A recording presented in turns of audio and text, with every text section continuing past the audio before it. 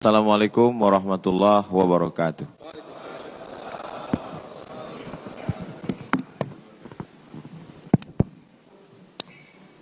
Alhamdulillah, Allahumma salli ala Sayyidina Muhammad wa ala ali Sayyidina Muhammad.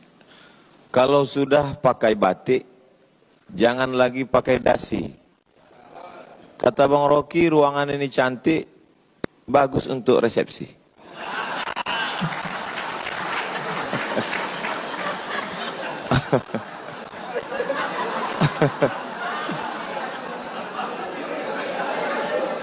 Jadi memang dalam tradisi Melayu ada yang disebut dengan membalas pantun. Jadi itu tadi hanya sekedar membalas karena Bang Rocky berpantun tadi, kita balas.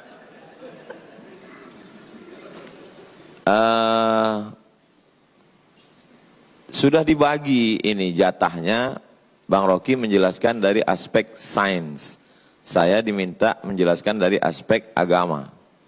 Tapi setengah dari pembahasan saya sudah diambil Bang Rocky. Ada beberapa istilah yang sudah dia pakai. Saya hitung itu tadi.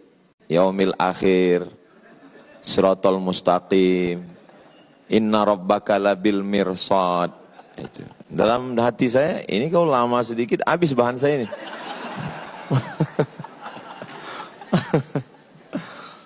Beberapa kali Allah Subhanahu wa ta'ala. Jadi memang ini sebetulnya masalah hati. Jadi kalau hati kita itu connect, mudah kita berinteraksi. Mudah-mudahan kesatuan hati kita ini bisa untuk menjaga rahim alam ibu pertiwi, insya Allah. Kalau Tuhan pergi ke Pelelawan, Pelelawan itu negerinya para bangsawan. Tadi Bang Rocky selalu menyebut tentang perempuan, mungkin karena di sini banyak polwan.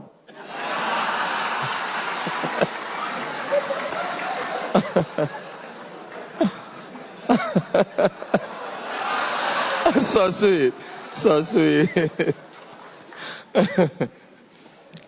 Baik, jadi saya urutkan, karena saya diminta dari aspek agama. Pintu gerbang untuk masuk ke agama Islam itu adalah syahadat asyhadu an la ilaha illallah wa asyhadu anna Muhammadan Rasulullah. Tuhan itu abstrak, tidak tersentuh, tidak kelihatan, tidak berbentuk. Dalam Islam bukan fisik. Maka tidak dalam bentuk patung, bukan batu, bukan kayu dan lain sebagainya. Tapi Al-Qur'an menggambarkan bahwa iman itu kasyajaratin thayyibatin, seperti pohon kayu. Asluha sabitun, akarnya menghunjam ke tanah. Wa far'uha fis sama, pucuknya ke langit. Sesuatu yang abstrak dalam Islam digambarkan dengan sesuatu yang kelihatan. Cinta itu tidak kelihatan. Bagaimana menggambarkan cinta? Maka mesti digambarkan dengan sesuatu yang kelihatan. Maka muncullah ungkapan, cintamu seperti air di daun keladi. Setelah tumpah tidak meninggalkan bekas. Begitu biasanya orang yang kecewa. Maka dalam Islam, iman itu digambarkan dengan pohon kayu. Kalau tadi Pak Gub bercerita tentang orang Melayu tidak bisa dilepaskan dari hutan, dari pohon kayu, ya logis, masuk akal, karena memang orang Melayu tinggalnya di tengah jantung pulau Sumatera. Memang dia begitu buka mata ngelihat pohon kayu. Tapi Nabi Muhammad SAW, dia bukan orang Sumatera. Dia tinggal di gurun pasir yang pohon itu sesuatu yang sulit. Tapi ketika cerita tentang iman, kaitannya dengan pohon kayu.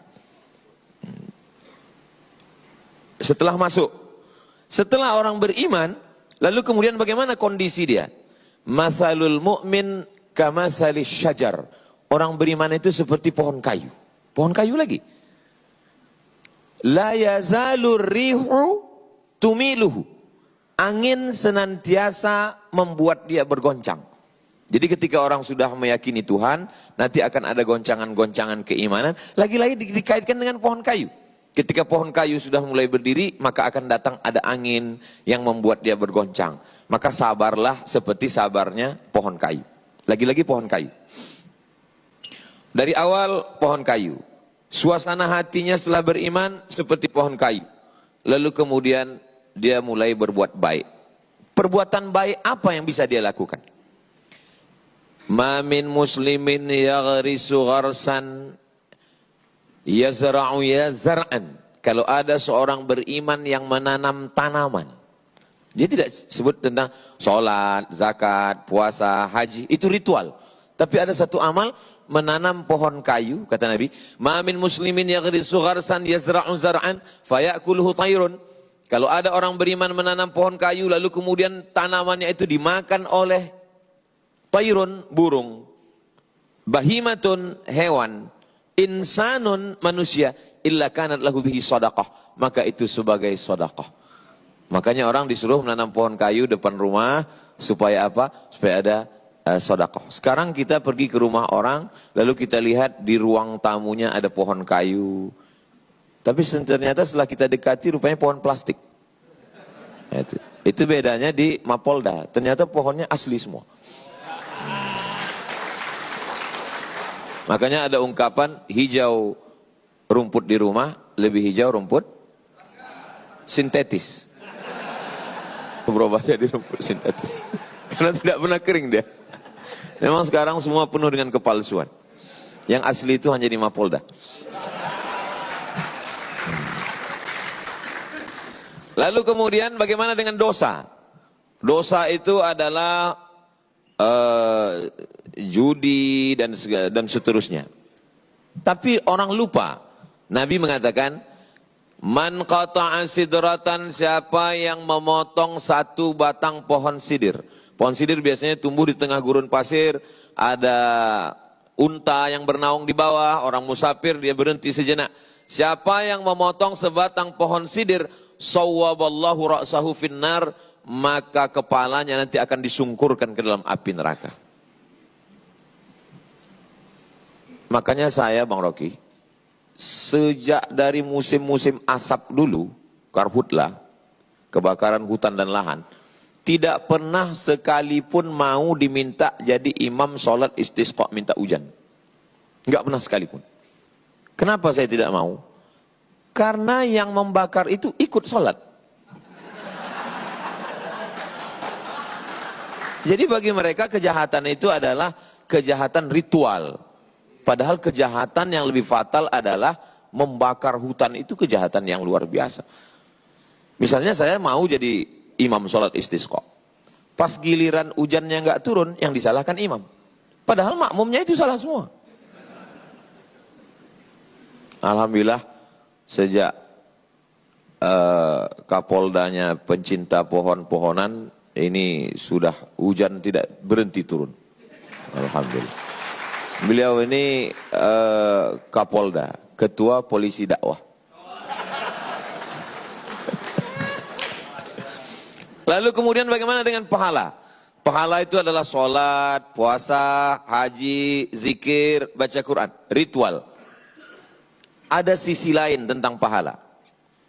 Idza waqa'at ala ahadikumul qiyamah, kalau kamu sudah mau mati. Wa fi yadihi fasilah, di tanganmu ada bibit korma. Falyaghrisha, tanamkanlah. Kalau kita udah mau mati, untuk apa kita nanam kurma? Kita tidak akan pernah menikmati manis buahnya. Kita tidak akan bisa bernaung di bawah daunnya yang rimbun. Tapi kenapa kita disuruh menanam? Karena kita menanam bukan untuk kita, tapi kita wariskan untuk orang di masa akan datang. Kalau kita dulu mewarisi pohon gaharu, pohon cendana, sudah gaharu cendana pula, sudah tahu betahnya pula. Tapi sekarang apa yang kita akan warisi ke anak cucu kita? Saya masih melihat di dalam hutan Riau, orang Melayu memotong batang pohon cendana gaharu untuk mencari gaharu yang ada di dalam. Sekarang, sejauh mata memandang kita masuk ke dalam, tak jumpa cendana, tak jumpa gaharu, yang jumpa brondol sawit. Makanya itu saya simpan Bang Rocky, Pak Kapolda, Pak Wakapolda, Pak Gub, sahabat-sahabat semua. Di rumah ada saya simpan, ini batang gaharu, Ini gaharu saya simpan, itu ada satu lemari khusus gaharu saja. Supaya saya bisa bercerita ke anak-anak saya, dulu di hutan ini ada namanya pohon gaharu dan inilah dia. Kalau ditanya mana dia sekarang, dia nasibnya sudah sama macam dinosaurus Jurassic Park. Sudah tidak ada lagi wujudnya. Jadi memang menanam adalah bagian daripada amal soleh. Selalunya amal jariah itu adalah sodakoh. Tapi dipandang dari lain, ketika kita sedang menanam, maka sesungguhnya kita sedang mengalirkan amal jariah yang mengalir. Makanya tidak boleh mencabut tanaman di atas kuburan. Kalau sekedar merapikan, membersihkan boleh. Kenapa? Karena Nabi Muhammad SAW mengajarkan bahwa pohon-pohon kayu itu bertasbih. Makhluk langit, planet, bulan, bintang, Neptunus, Merkurius, Pluto, Mars. Makhluk bumi, kita semua. Ketika Tuhan bercerita tentang makhluk langit dan makhluk bumi, dia pilih dua perwakilan. Untuk makhluk langit, dia pilih bintang. Untuk makhluk bumi, dia tidak pilih kita. Dalam surat Ar-Rahman. An-najmu wasyajaru yasjudan. An-najmu, bintang. Wasyajaru, pohon kayu. Yasjudan, kedua-duanya bersimpuh sujud, bertasbih kepada Tuhan. Kenapa tidak dikatakan bintang dan manusia? Kenapa untuk bumi ini yang mewakilinya pohon kayu? Karena pohon kayu lebih jujur daripada manusia. Lalu kemudian ketika kita bersaudara, maka persaudaraan itu seperti pohon kayu. Mathalul mu'minin kamathalil asjar. Persaudaraan orang-orang yang percaya itu seperti pohon kayu. Bagaimana pohon kayu? Pohon kayu kalau sendirian, datang angin kencang dia patah. Tapi kalau pohon kayu itu bersama-sama, beramai-ramai, kita lihat bagaimana hutan akasia. Sekencang apapun angin, dia tidak akan patah. Kenapa? Ketika angin datang dari sini, dia ditolong oleh yang sebelah sini. Datang dari sini, ditolong di sini. Dan saya merasakan itu. Ketika saya dibully, diejek, dicaci maki, ada pohon kayu yang menolong saya. Yang memberikan nama lain bahwa UAS itu bukan Ustadz Abdul Somad, tapi Ustadz Akal Sehat.